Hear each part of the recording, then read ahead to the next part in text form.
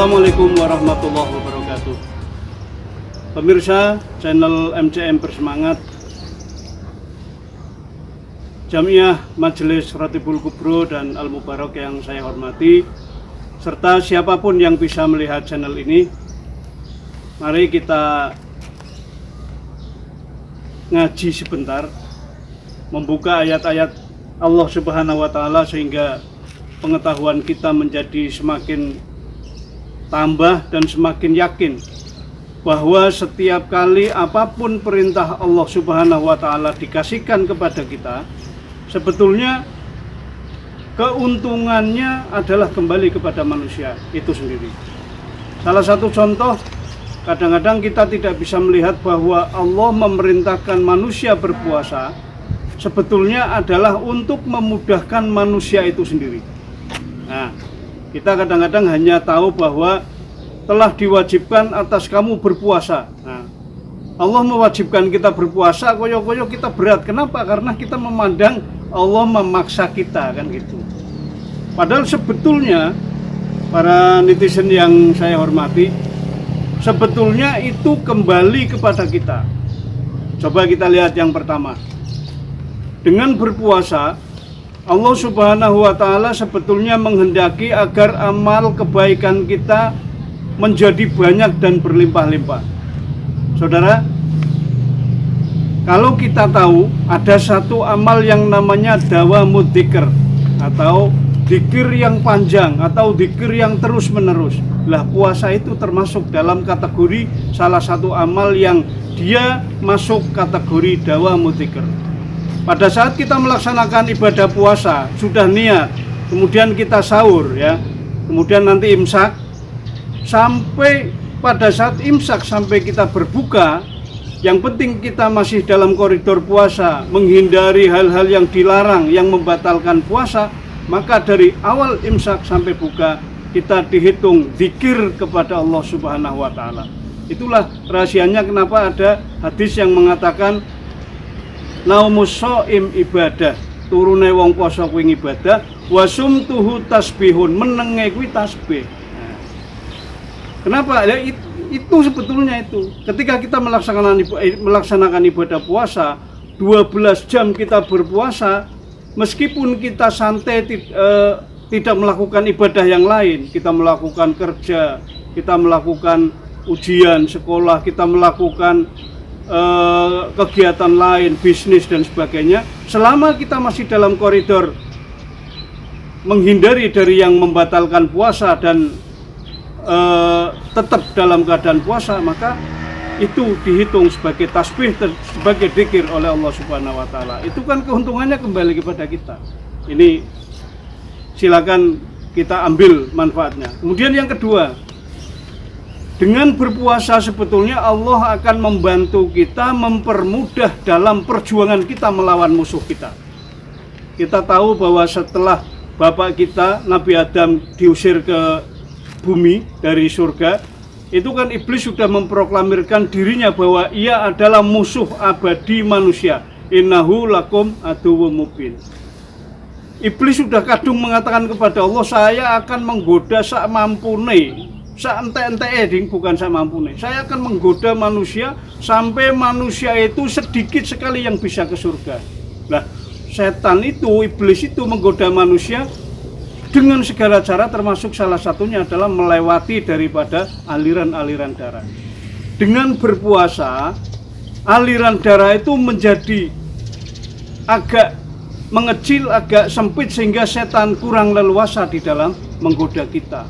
Apalagi itu tadi ditambah ketika kita melakukan puasa sama dengan kita melakukan dzikir yang panjang, sehingga setan semakin sulit.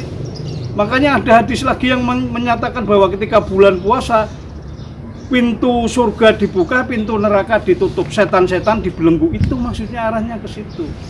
Sehingga kalau kita meyakini ini lagi, ternyata kita, ya Allah, ternyata Allah Subhanahu wa Ta'ala sangat membela kita, sangat membantu kita dalam perlawanan kita menghadapi musuh kita. Lah, kalau kita tidak melihat yang seperti ini, puasa kayaknya berat.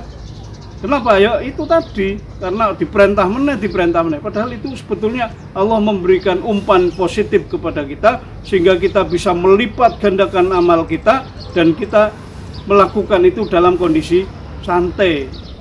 Itu loh.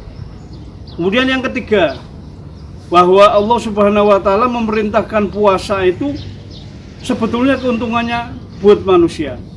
Puasa ini diakui oleh hampir semua ahli supranatural, ahli batin, bahwa amalan yang paling kuat untuk membuka spiritual manusia adalah puasa. Itulah makanya rahasianya kenapa tidak hanya umat Islam yang berpuasa, semua orang beragama pun berpuasa. Bahkan orang tidak beragama mempunyai tujuan tertentu, misalkan ingin menghendaki jabatan tertentu, kemudian ingin berdoa kepada Allah, menghadap Allah supaya cepat dibantu dengan sebaik-baiknya, dia melaksanakan puasa dulu. Kenapa? Supaya doanya lebih makbul, lebih cepat dilihat oleh Allah Subhanahu wa taala.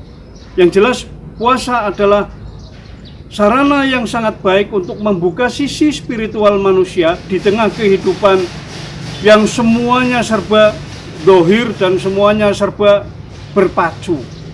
Dengan berpuasa, spiritualitas manusia menjadi seimbang, sehingga kita semuanya bisa tidak tertutup, pikirannya tidak tertutup, dohirnya tidak tertutup oleh semua yang serba dohir yang ada di dunia ini.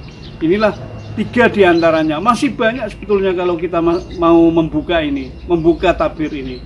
Tapi ini 3 saja, ini sudah meyakinkan kita bahwa ternyata Allah Subhanahu wa taala mewajibkan, memaksa kita untuk berpuasa. Sebetulnya kebaikannya adalah kembali untuk kita sendiri. Mudah-mudahan ada manfaatnya semuanya. Wabillahi taufiq wal hidayah. Assalamualaikum warahmatullahi wabarakatuh. Selamat siang sahabat sekalian. Ini pagi menjelang siang ya, Bah. Ya. Kita perkenalan dulu karena selama bikin konten kita belum pernah kenalan. Saya M. Juharudin, yang ada di samping saya Abah Eko Wardoyo. Jadi ini adalah channel MJM Bersemangat. Di channel ini kita akan menyuguhkan video tentang pengembangan diri, kemudian video-video dakwah, ceramah keagamaan, kemudian ada wisata religi, kuliner, kemudian wisata-wisata umum dan lain sebagainya. Yang jelas insya Allah kita akan menyuguhkan informasi-informasi atau video-video yang bermanfaat untuk Anda sekalian. Teman-teman sekalian yang kenal saya, yang kenal Abah Eko, bisa subscribe ya, like, kalau perlu share video ini. Semoga bermanfaat untuk Anda sekalian, pemirsa sekalian, dan seluruh teman-teman sekalian. Ada tambahan, Bah? Ya, tambahan sedikit, Pak. Insya Allah niat kita yang pertama adalah bagaimana supaya ilmu kita ini juga bisa bermanfaat untuk orang lain. Itu sajalah yang pertama. Betul. yang kita lakukan. Intinya itu ya, Bah ya. Ya. Intinya adalah kita memberikan atau berusaha semaksimal mungkin, sebaik mungkin untuk menyuguhkan konten-konten bermanfaat. Karena ini adalah era konten. Ini adalah era konten, era sosial media. Kalau kita tidak ikut berperan di dalamnya, itu sangat eman-eman ya, Bah ya. Betul, sangat eman-eman. Apa yang kita miliki, apa yang kita punya sudah seyogyanya untuk kita kemas, kita bagi kepada masyarakat. Cukup. Semoga sukses buat Anda.